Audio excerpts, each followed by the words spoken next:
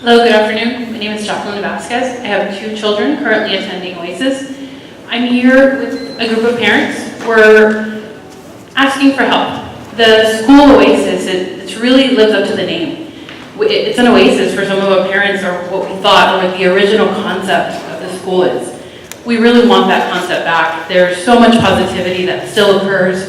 There's so many parent union, things that are possible for a charter school in this area.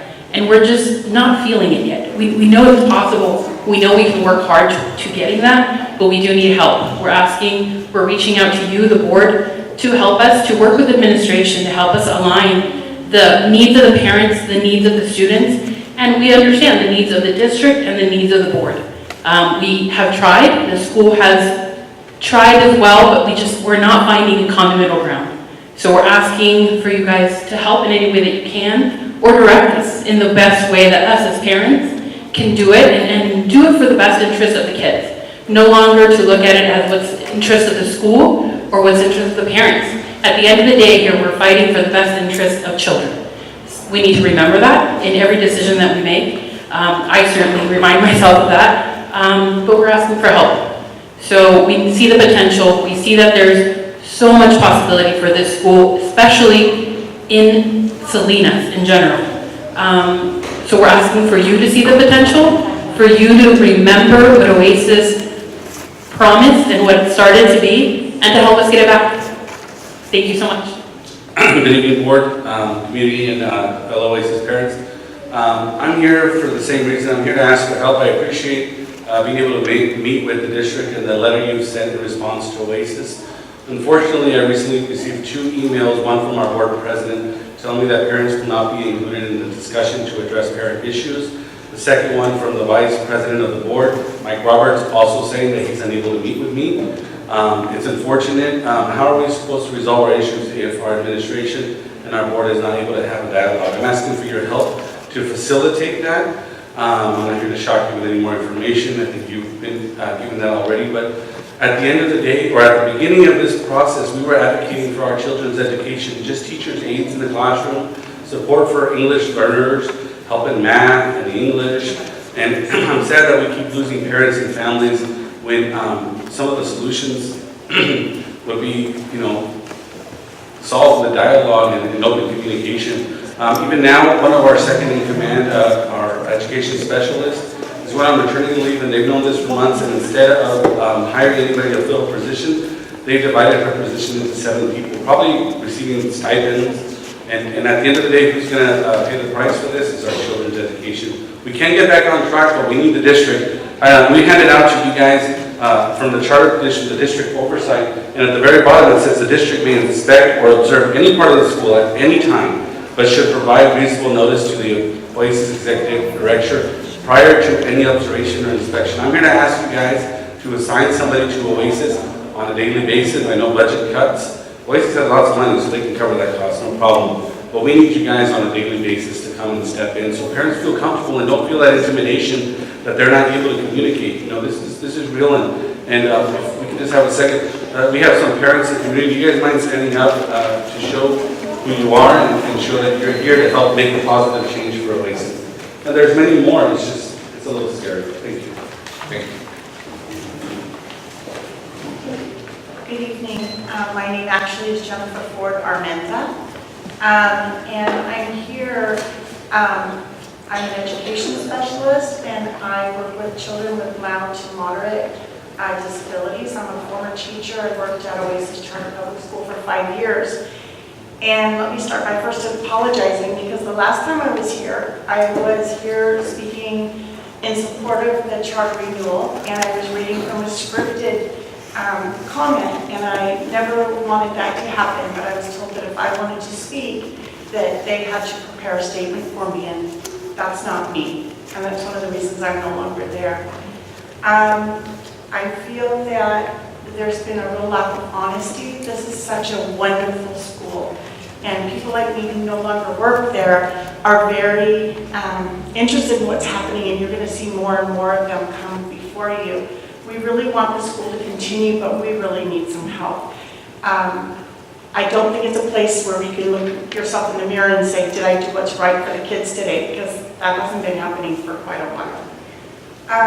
So anyway, what I was going to tell you is that I started in fall of 2011. I brought a lot of change. We were in a state of flux. It was the first year that Juanita Correa was the director.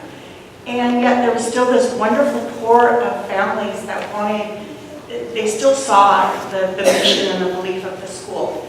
Since that time, what I watched in those 5 years before I just had to leave was the board was being padded more and more by people that were handpicked and that were supporting whatever was put on the table for them.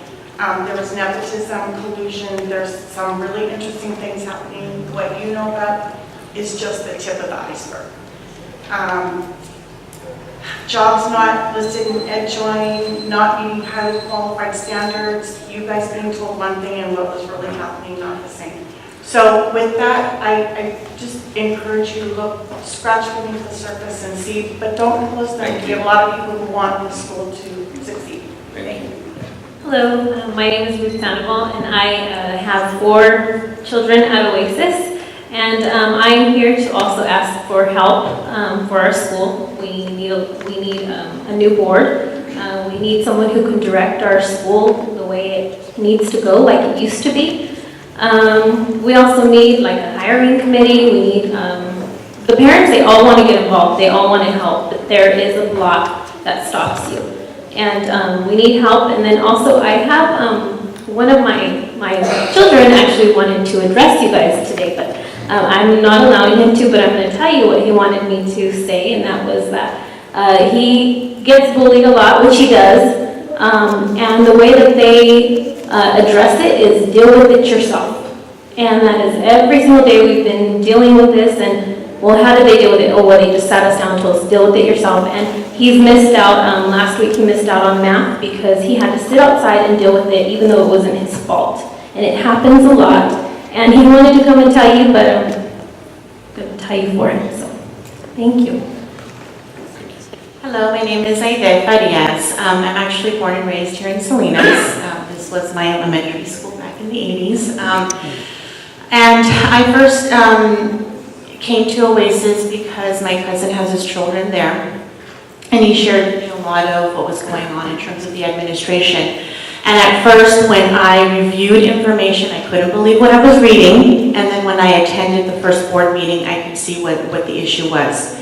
The board has consistently badgered parents. They block people out from speaking. Parents that have been consistent in requesting information or in filing complaints have been given letters threatening them with the call to the police if they continue to express their concerns at board meetings.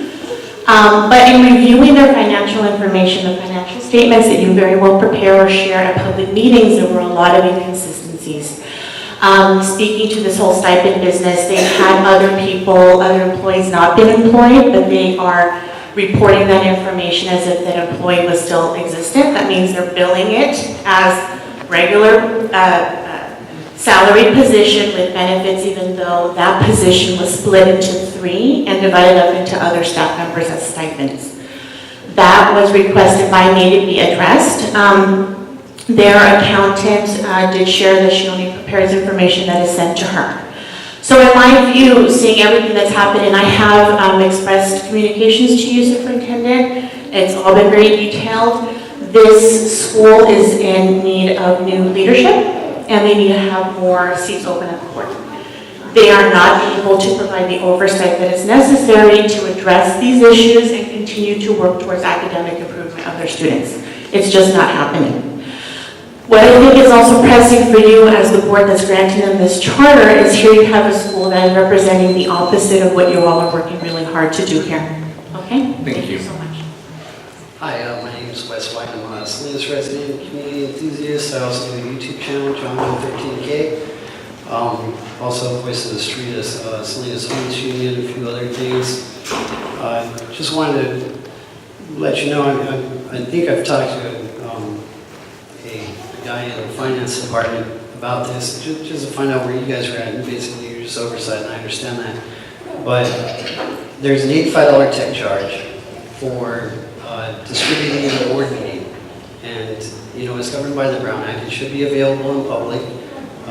That's all I want to see, is that it's up online and it's available to view, the board meetings. It shouldn't be that hard. When I did, back in October, I did the full October meeting, 599 views. The Oasis Charter School parents came here in yellow in November 10th, 1,100 views. Okay, in December, which was a kind of a short month and a lot of people leave, December full board meeting, 333 views. So, a lot of people want to know what's going on. And it should be made available in public, the board meetings. And there shouldn't be a charge associated. So basically, I'm worth $85 an hour. And I'm times 300 and times 1,000 and times 600. Somebody pay me, please. Actually, I just want to see it up online. That's it. I mean, it's that simple. It should be an open, available process, a dialogue. I have not gotten a response. I sent an email to Dr. Correa, I did not get a response.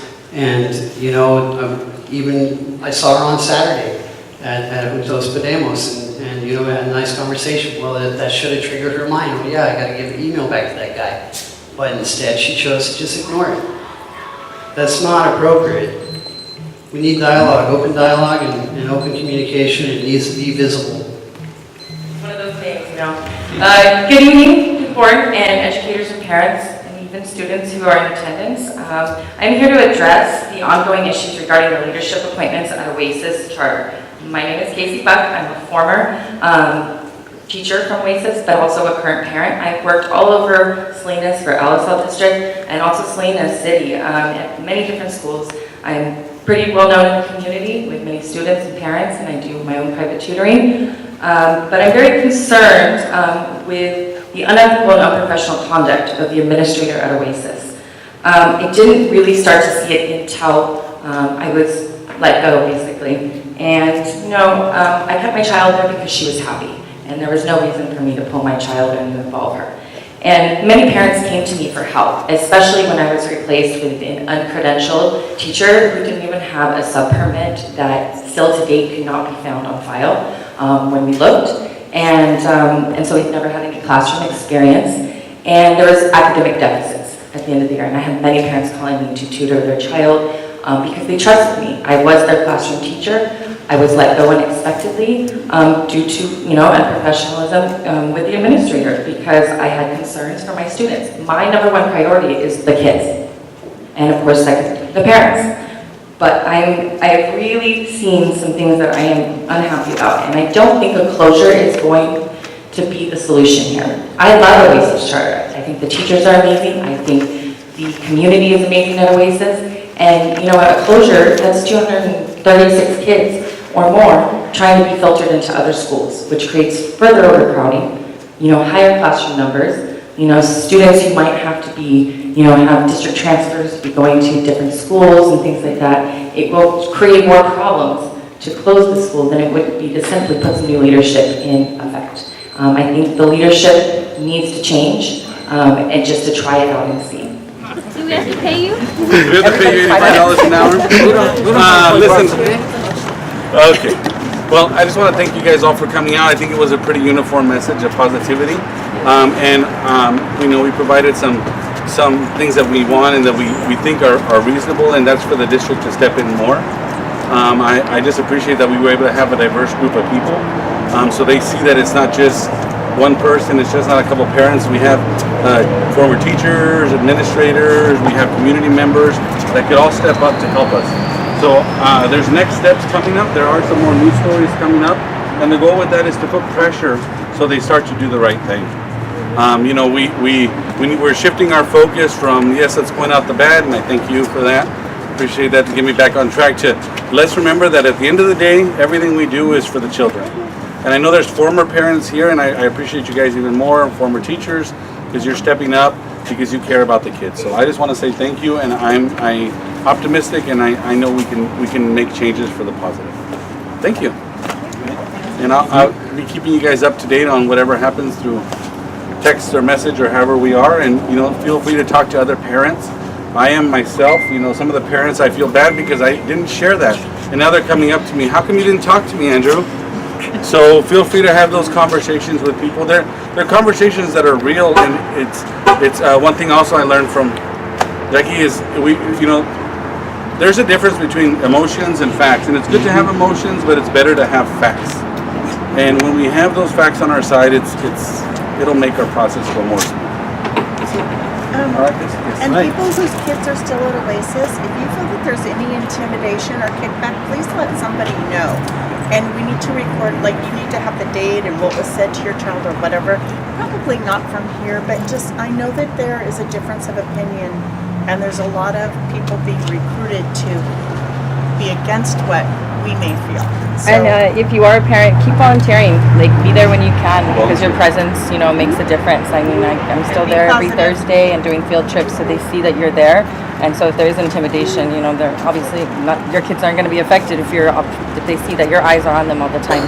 Yeah, and keeping an eye on the teachers too, because the teachers are also important, and they still have to do their job regardless. And I know that they're scared, so we just need to encourage them to, that we're there for them too. That's it. Just be active. I love to reach kids, so that's my thing. So everyone find your thing and let's make it a great school.